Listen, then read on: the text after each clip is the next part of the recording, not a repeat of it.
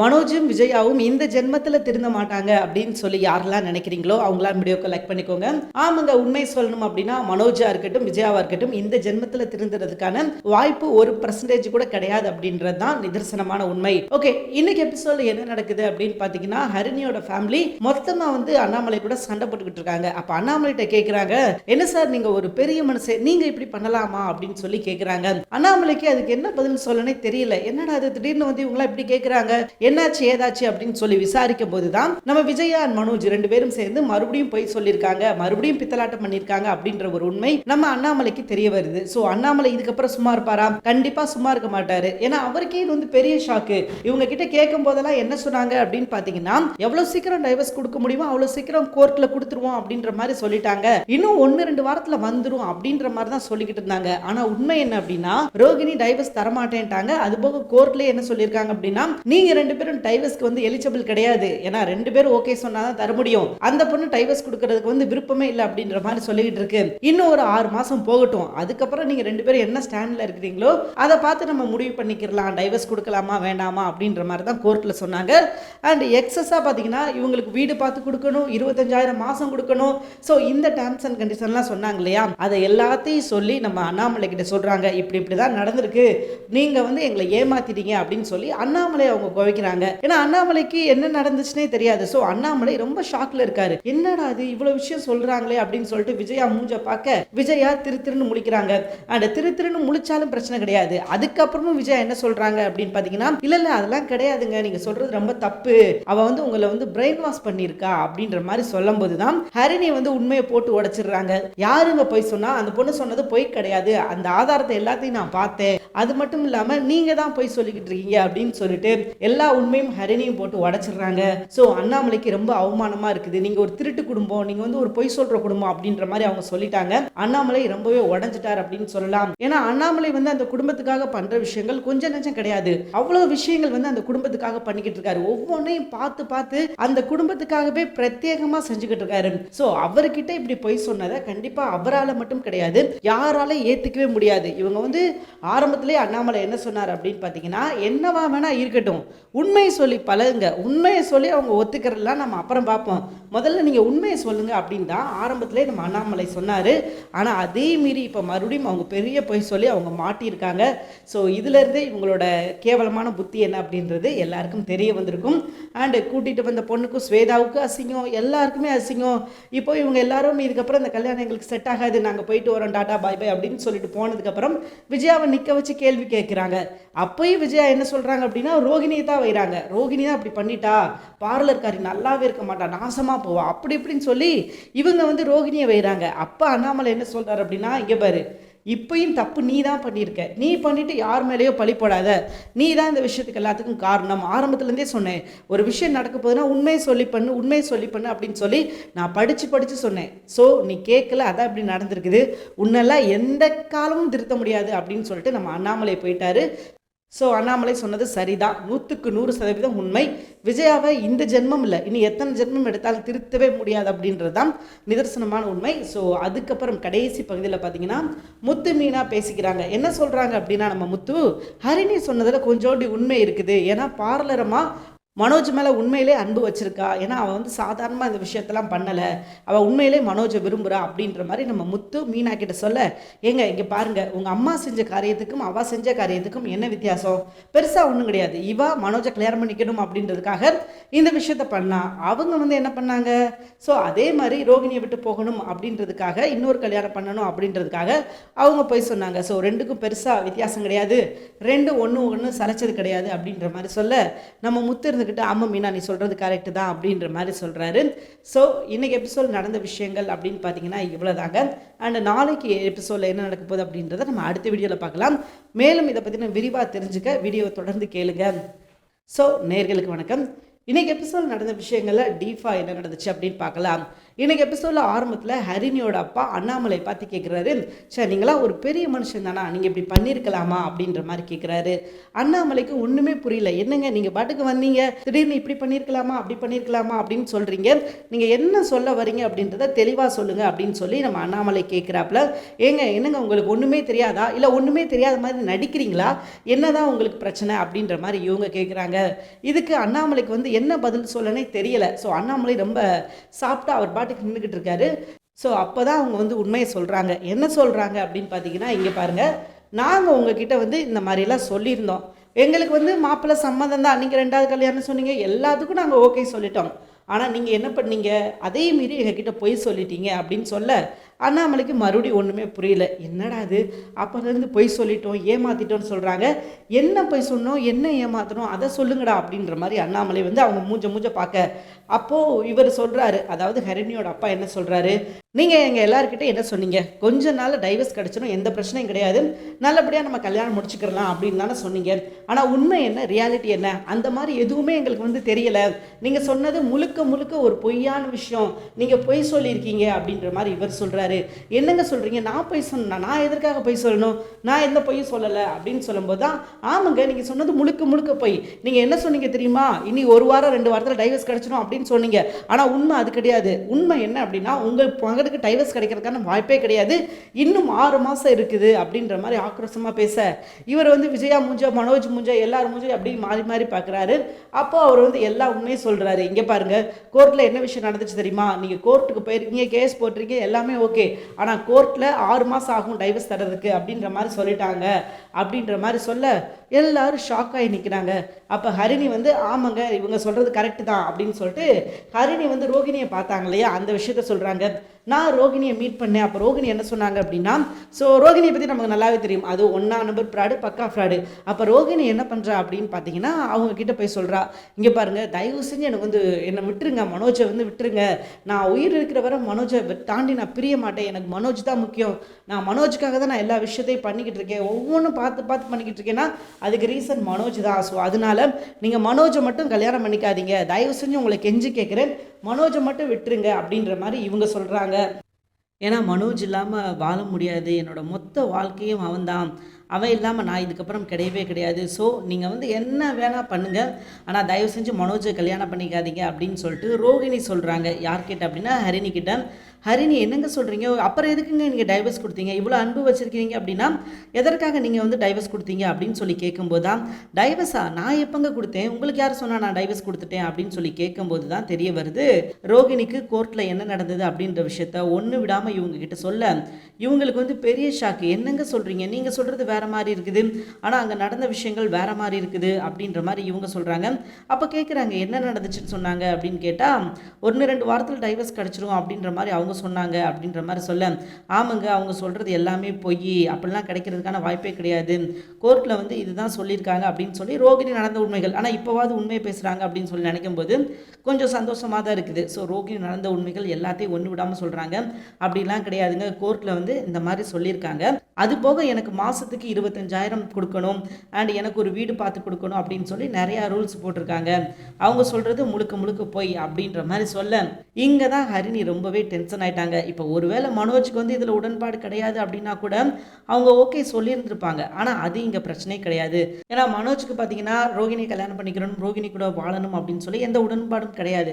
மனோஜை பொறுத்த வரைக்கும் பணம் தான் முக்கியம், ஏன்னா அவர் பணத்துக்காக தான் எல்லாமே பண்ணிக்கிட்டு இருக்காரு, இதுக்கப்புறம் ரோகிணி கூட போய் வாழ்ந்தாலும் பணம் தான் முக்கியம் அப்படின்னு சொல்லி தான் அவர் எல்லா விஷயத்தையும் பண்ணுவார்னு வச்சுக்கோங்களேன். ஸோ அப்படி இருக்கும்போது இப்போ மனோஜ் அடுத்து செய்ய போகிற விஷயங்கள் என்ன அப்படின்னு பார்த்தீங்கன்னா, எப்படியாவது ஹரிணியை கரெக்ட் பண்ணணும் அப்படின்னு சொல்லி தான் அவர் நினைப்பார். பட் அது நடக்கிறதுக்கான வாய்ப்பே கிடையாது, ஏன்னா ஹரிணிக்கு எல்லா உண்மையும் தெரிஞ்சு போச்சு. இப்போ ஹரிணி வந்து அதோட சும்மா விடலை, அவங்க எங்கள் வீட்டில் வந்து எல்லாருக்கிட்டே சொல்லிட்டாங்க, நீங்கள் வந்து பொய் சொல்லியிருக்கீங்க, இந்த மாதிரி சம்பவம்லாம் நடந்திருக்கு, நீங்கள் வந்து எங்களை ஏமாற்ற பார்த்துருக்கீங்க அப்படின்னு சொல்லி அவங்க என்ன பண்ணிட்டாங்க அப்படின்னா எல்லா உண்மையும் போட்டு உடச்சிட்டாங்க. ஸோ இதுக்கப்புறம் இவங்களால் எந்த உண்மையும் மறைக்க முடியாது. ஸோ அது மட்டும் இல்லாமல் நடந்த விஷயங்கள் எல்லாத்தையும் ஹரிணி சொல்ல, ஹரிணியோட அப்பா சொல்ல, எல்லாரும் அண்ணாமலை வந்து சடைக்க ஆரம்பிச்சிட்டாங்க, உங்களுக்கு வந்து எல்லாமே தெரிஞ்சிருக்குது, ஆனால் நாள் நீங்கள் மறைச்சிருக்கீங்க அப்படின்னு சொல்லி அண்ணாமலையை சடைக்க ஆரம்பிக்க, அண்ணாமலை வந்து எனக்கு இதுக்கு எந்த சம்மந்தமும் கிடையாதுங்க, எனக்கு தெரியாது அப்படின்னு வந்து அவரால் சொல்ல முடியலை. ஏன் அப்படின்னா எல்லாரும் ஒரே குடும்பம், அவர் வீட்டுக்கு வந்து மூத்தவர். ஸோ அவருக்கு தெரியாமல் ஒரு சம்பவம் நடக்குமா அப்படின்னு கேட்டிங்கன்னா வாய்ப்பே கிடையாது. அப்படின்றதுனால அவர் பேந்த முழிச்சுக்கிட்டு இருக்காரு. ஸோ இது கண்டிப்பாக பெரிய சிக்கலில் போய் முடியும் அப்படின்றதுல எந்த ஒரு மாற்று கருத்துமே கிடையாது. ஸோ இவங்க எல்லாரும் போயிடுறாங்க. இதுக்கப்புறம் உங்களுக்கு எனக்கு எந்த சம்மந்தம் கிடையாது, நான் போயிட்டு வரேன் அப்படின்ற மாதிரி சொல்லிட்டு அவங்க கிளம்பிட்டாங்க. அண்ட் அதுக்கப்புறம் நம்ம அண்ணாமலை விஜயாவை கூப்பிடுறாரு. ஏன் விஜயா, உனக்கு இந்த கேவலமான விஷயம் எதுக்காக நீ இப்படி ஒரு கேவலமான விஷயத்த பண்ணிக்கிட்டு இருக்க? உனக்கு கொஞ்சமாவது அறிவு இருக்குதா? நான் ஆரம்பத்திலே உங்ககிட்ட என்ன சொல்லியிருந்தேன், இந்த கல்யாணம் நடக்கணும் அப்படின்னா தயவு செஞ்சு எந்த பொய்யும் சொல்லாத, எது உண்மையோ உண்மையை மட்டும் சொல்லுன்னு தானே நான் ஆரம்பத்திலே உங்ககிட்ட இருந்து சொல்லியிருந்தேன். நீ எப்போதான் திருந்த போற? உனக்கு திருந்தணும் அப்படின்ற எண்ணம் கொஞ்சமாவது உன் மனசுல இருக்குதா அப்படின்ற மாதிரி சொல்லி காரி துப்புறாரு நம்ம அண்ணாமலை. யார் என்ன துப்புனாலும் அதை பற்றி விஜயா கண்டுக்க போகிறதே கிடையாது. நீங்கள் துப்புங்க, நான் தொடச்சிக்கிறேன் அப்படின்னு தான் அவங்க இருக்கிறாங்க. அப்படி தான் அவங்க இருக்க போகிறாங்கன்னு வச்சுக்கோங்களேன். ஏன்னா அவங்களோட எண்ணம், அவங்களோட கேரக்டர் என்ன அப்படின்றது நம்ம எல்லாருக்குமே தெரிஞ்சு போச்சு, இன்க்ளூடிங் அண்ணாமலைக்கும் தெரிஞ்சு போச்சு. ஏன்னா விஜயா எவ்வளோ கேவலமான கேரக்டர், அவங்க காசுக்காக என்ன வேணாலும் செய்வாங்க, என்ன வேணாலும் சொல்லுவாங்க அப்படின்றது அவருக்கும் இப்போ புரிஞ்சு போச்சு. ஸோ இதோட விஜயா நிறுத்திக்கிட்டாங்கன்னா அவங்களுக்கு நல்லது. இல்லை நிறுத்த மாட்டேன், நான் இப்படி தான் இருப்பேன், இதுதான் என்னோட குணம் அப்படின்னு சொல்லி இருந்தாங்க அப்படின்னா அது அவங்களுக்கு தான் கேவலம். ஏன்னா ஏற்கனவே வீட்டில் உள்ள எல்லாரும் முத்து உட்பட வந்து அவங்கள வந்து கேவலமாக தான் பேசுகிறாங்க. அதெல்லாம் அவங்க அப்படி தான் நடந்துக்கிறாங்கன்னு வச்சுக்கோங்களேன். இதெல்லாம் நீங்களாம் ஒரு மனுஷியா அப்படின்னு கேட்குற அளவுக்கு வந்துட்டாங்க. இன்றைக்கி நம்ம மீனாவே ஒரு நிமிஷம் கோவப்பட்டுட்டாங்க அப்படின்னு சொல்லலாம். ஏன் நீங்கள் இப்படி பண்ணீங்க, நீங்கள் வந்து சொல்லியிருக்கலாம்ல அப்படின்னு கேட்குற அளவுக்கு வந்துட்டாங்க. அண்டு நீ என்ன கேட்குறதுக்கு, ஏன்னா மீனாவை கேட்டால் அந்த வார்த்தை தானே வரும், நீ என்ன கேட்குறது, நான் என்ன சொல்கிறது அப்படின்னு தானே சொல்லுவாங்க. ஸோ அதே விஷயத்தை தான் மீனா கேட்கும்போது சொல்கிறாங்க. ஸோ அதனால முத்து கிளம்பி போயிட்டாரு, மீனா கிளம்பி போயிட்டாங்க. அண்டு மனோஜ்கிட்ட போய் கேட்குறாரு, நம்ம முத்துவும் கேட்குறாரு, ரவியும் கேட்குறாரு, ஏன்டா உன்னால் அப்பாவுக்கு எதுக்குடா கெட்ட பேர், ஏன்டா நீ இப்படி பண்ணிக்கிட்டு இருக்க, நீ எல்லாம் திருந்தவே மாட்டியாடா அப்படின்னு சொல்லிட்டு அவரும் கேட்குறாரு, இவங்களும் கேட்குறாங்க. ஆனால் யார் கேட்டாலும் இவங்ககிட்ட இருந்து என்ன பதில் வரும்னு நினைக்கிறீங்க? ஒன்றுமே வராது. இவங்ககிட்ட இருந்து வர்ற பதிலெலாம் எப்படி இருக்கும் அப்படின்னா யாருக்குமே தேவையில்லாத புரோஜனம் இல்லாத பதிலாக தான் இருக்குன்னு வச்சுக்கோங்களேன். ஸோ இதோட வந்து நிறுத்திட்டாங்க அப்படின்னா விஜயாவுக்கு கொஞ்சம் நல்லது. இல்லை நான் நிறுத்த மாட்டேன், நான் இப்படித்தான், என்னை யாரும் அடக்க முடியாது, என்னை யாரும் கேட்க முடியாது அப்படின்னு சொல்லிக்கிட்டு இருந்தாங்க அப்படின்னா அது அவங்களுக்கு தான் கெடுதல். அவங்க என்ன நினச்சிக்கிறாங்க அப்படின்னா நம்மளை யார் கேட்பா, நம்மளை யார் என்ன சொல்லுவா அப்படின்னு சொல்லி நினச்சிக்கிட்டு இருக்காங்க. பட் இது கிடையாது அவங்களுக்கு பிரச்சனை. இனிமே தான் அவங்க வந்து உண்மையான பிரச்சனையவே வந்து பார்க்க போகிறாங்க. இவ்வளோ நாள் வரைக்கும் அவங்க வந்து பேசாமல் இருந்திருக்கலாம், என்ன வேணால் பண்ணியிருந்துக்கலாம். ஆனால் இதுக்கப்புறம் அவங்க என்ன விஷயம் பண்ணாலும் ஒட்டுமொத்தமாக வந்து எல்லாருமே பாதிக்கும். இவங்களை பற்றின விஷயங்கள் வந்து எல்லாருக்குமே தெரியும். விஜயா எவ்வளோ கேவலமானவ அப்படின்றத எல்லாருமே புரிஞ்சுக்கிடுவாங்க. ஸோ அது போக இவங்களுக்கு ஆதரவாக சரி, இவங்களுக்கு வந்து ஃபேவராக யாருமே எதுவுமே செய்ய மாட்டாங்க. இதோடு இவங்க நிறுத்திக்கிறது ரொம்பவே நல்லது. அண்டு கடைசி பகுதியில் பார்த்திங்கன்னா நம்ம முத்து அண்டு நம்ம மீனா 2 பேரும் பேசிக்கிறாங்க. எதை பற்றி அப்படின்னா ஹரிணி வந்து பேசிட்டு போனாங்க இல்லையா, ஸோ இந்த விஷயத்தை பற்றி அவங்க பேசிக்கிறாங்க. அவங்க கருத்தை என்ன சொல்கிறாங்க அப்படின்னா முத்து வந்து ஒரு விஷயத்த சொல்கிறாரு, என்ன தான் ஹரிணி கோவப்பட்டு போனாலும் ஹரிணி சொல்கிற விஷயத்தில் ஒரு உண்மை இருக்குது, பார்லரம்மா மனோஜை வந்து உண்மையாகவே விரும்புது அப்படின்ற மாதிரி முத்து சொல்ல, அப்போ மீனா இருந்துக்கிட்டு என்ன சொல்கிறாங்க அப்படின்னா, ஏங்க நீங்கள் சொல்கிறது ஒரு பக்கம் இருக்கட்டும், கொஞ்சம் நான் சொல்கிறத கேளுங்க. உங்கள் அம்மா எதற்காக வந்து ஹரிணியை நம்ம மனோஜ் கல்யாணம் பண்ணி வைக்கணும் அப்படின்னு சொல்லி நினச்சாங்க அப்படின்னு கேட்கும்போது அதை தான் இந்த பொய்யை சொல்லி தான் அவங்க நினச்சாங்க அப்படின்ற மாதிரி தான் டாக் வருது. அப்போது மீனா என்ன சொல்கிறாங்க அப்படின்னா இவங்க 2 பேருக்கும் பெருசாக எந்த வித்தியாசமும் கிடையாதுங்க. இவங்க எதற்காக அந்த விஷயத்த பண்ணாங்களோ அதே மாதிரி தான் ரோகிணியும் அந்த விஷயத்த அதற்காக பண்ணியிருக்காங்க. ஸோ ரோகிணி எவ்வளோ தூரத்துக்கு வந்து தப்பு பண்ணுறாங்களோ அதே மாதிரி தான் விஜயாவும். ஸோ 2 பேர்த்துக்கும் பார்த்திங்கன்னா பெருசாக எந்த வித்தியாசமும் கிடையாது, 2 பேருமே சேம் தான், நீங்கள் நினைக்கிற மாதிரி கிடையாது அப்படின்ற மாதிரி மூஞ்சில் அடித்த மாதிரி சொல்லிட்டாங்க. ஸோ இதுக்கப்புறமாவது நம்ம விஜயா திருந்திட்டாங்க அப்படின்னா நல்லது.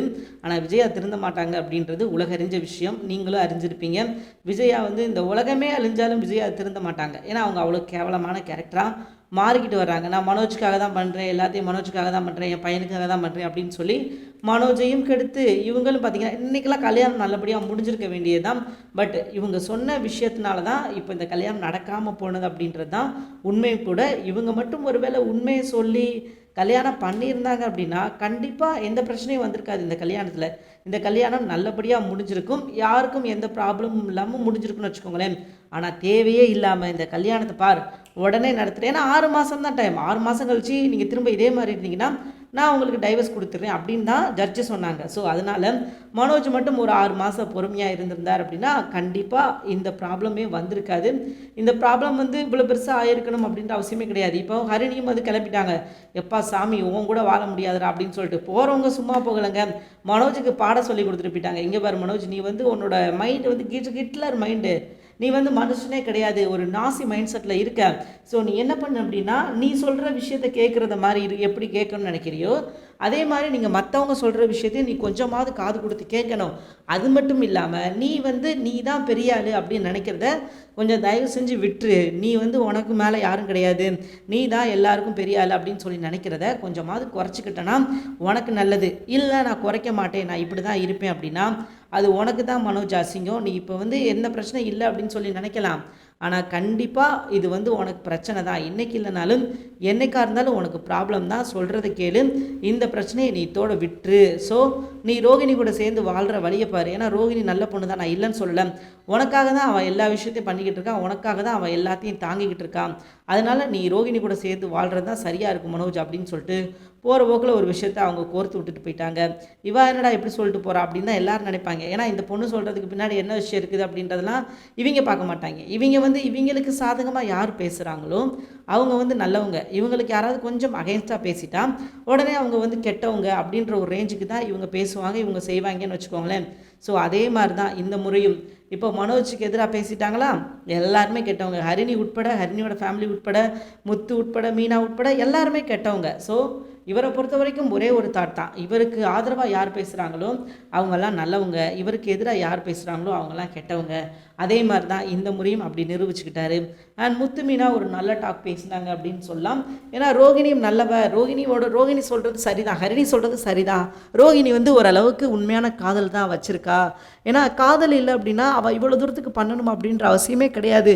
உண்மையிலே அவள் காசுக்காக தான் பண்ணா அப்படின்னா அவளுக்கு காசு தான் முக்கியம் அப்படின்னு சொல்லிட்டு அவள் கிளம்பலாம். ஆனால் எனக்கு தெரிஞ்சு ரோகிணிக்கு வந்து காசு வந்து முக்கியம் கிடையவே கிடையாது. ரோகிணி வந்து மனோஜுக்காக தான் எல்லாத்தையும் பண்ணுறா அப்படின்ற மாதிரி முத்து சொல்கிறாரு.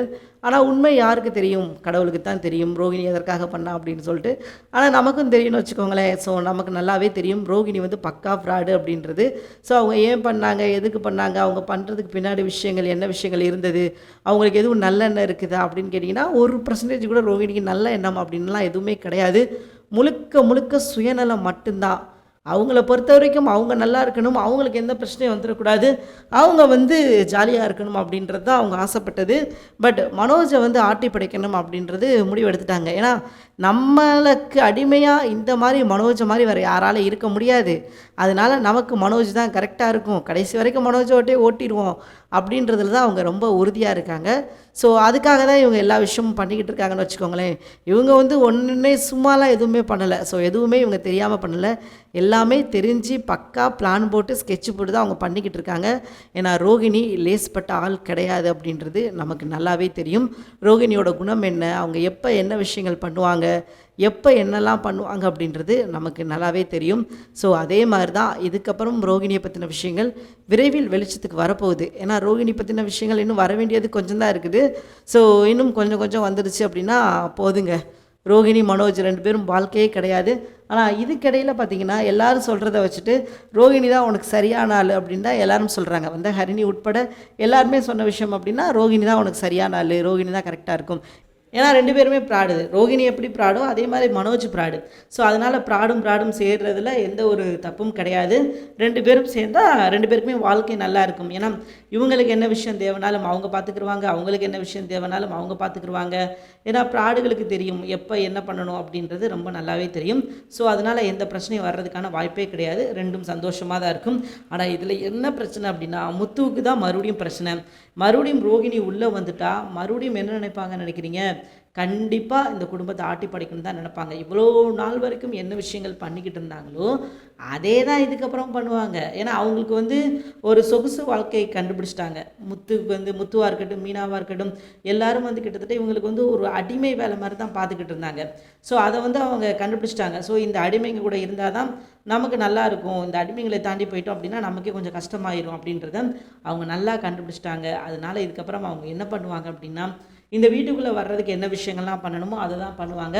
ஸோ கொஞ்சம் கொஞ்சமாக இந்த வீட்டில் உள்ளவங்களோட மனசில் இடம் பிடிப்பாங்க. அண்ட் ஏதாவது ஒரு விஷயம் பண்ணி என்ன பண்ணுவாங்க அப்படின்னா இங்கே எல்லாரும் கரெக்ட் பண்ணணும் அப்படின்றது தான் பார்ப்பாங்க. கிட்டத்தட்ட வந்தவங்க சரி போனவங்க சரி எல்லாருமே பார்த்தீங்கன்னா ரோகிணி நல்லவங்க, ரோகிணி தான் மனோஜுக்கு ஏத்தாளு, மனோஜுக்கு ஏற்ற ஜோடி அப்படின்ற மாதிரிலாம் சொல்லிட்டு போகிறாங்க. இது எந்த அளவுக்கு உண்மை அப்படின்றது உங்களுக்கே நல்லா தெரியும். ஏன்னா ரோகிணியை பற்றி உங்கள் எல்லாருக்குமே நல்லா தெரியும் அது எவ்வளோ பெரிய பக்கா ப்ராடு அப்படின்னு சொல்லிட்டு.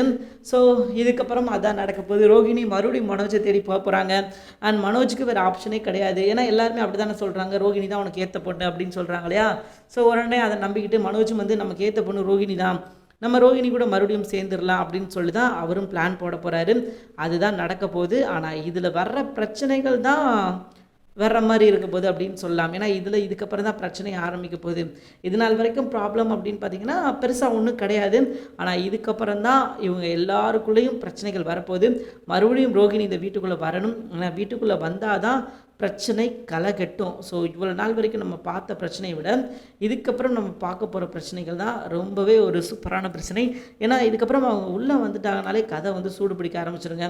அவங்க வந்து உள்ளே வர்றாங்க அப்படின்னாலே போதும், கதை வந்து அப்படியே தாறுமாறாக போக ஆரம்பிச்சிடும். ஏன் அப்படின்னு கேட்டிங்கன்னா அவங்க உள்ளே வந்துட்டாங்கன்னா டோட்டல் கதை களமே மாறிடும். இவங்க என்ன நினைக்கிறாங்களோ அதான் நடக்கும் அப்படின்ற ஒரு ரேஞ்சுக்கு வந்துடும். வரும்போது அவங்க சும்மா வர மாட்டாங்கன்னு வைங்களேன், பக்கா பிளானோட தான் வருவாங்க. ஏன்னா ரோகிணியை பற்றி நமக்கு ஆரம்பத்திலேருந்தே நல்லா தெரியும். ரோகிணி எதை செய்கிறதா இருந்தாலும் அதை பிளான் பண்ணி தான் செய்வாங்க. ஸோ பொறுத்திருந்து பார்க்கலாம் என்ன நடக்குது அப்படின்னு சொல்லிட்டு. தேங்க்யூ ஃபார் வாட்சிங். இந்த வீடியோ உங்களுக்கு பிடிச்சிருந்துச்சுன்னா மறக்காம லைக் பண்ணிக்கோங்க. நம்ம சேனலை நீங்கள் இன்னும் சப்ஸ்கிரைப் பண்ணாமல் இருந்தீங்கன்னா உடனே சப்ஸ்கிரைப் பண்ணிக்கோங்க. கூடவே பக்கத்தில் இருக்கிற பெல் ஐக்கானை மறக்காம கிளிக் பண்ணிக்கோங்க. அப்போதாங்க நம்ம எப்போ வீடியோ போட்டாலும் நோட்டிஃபிகேஷன் உங்களுக்கு தேடி வரும். தேங்க்யூ ஃபார் வாட்சிங்.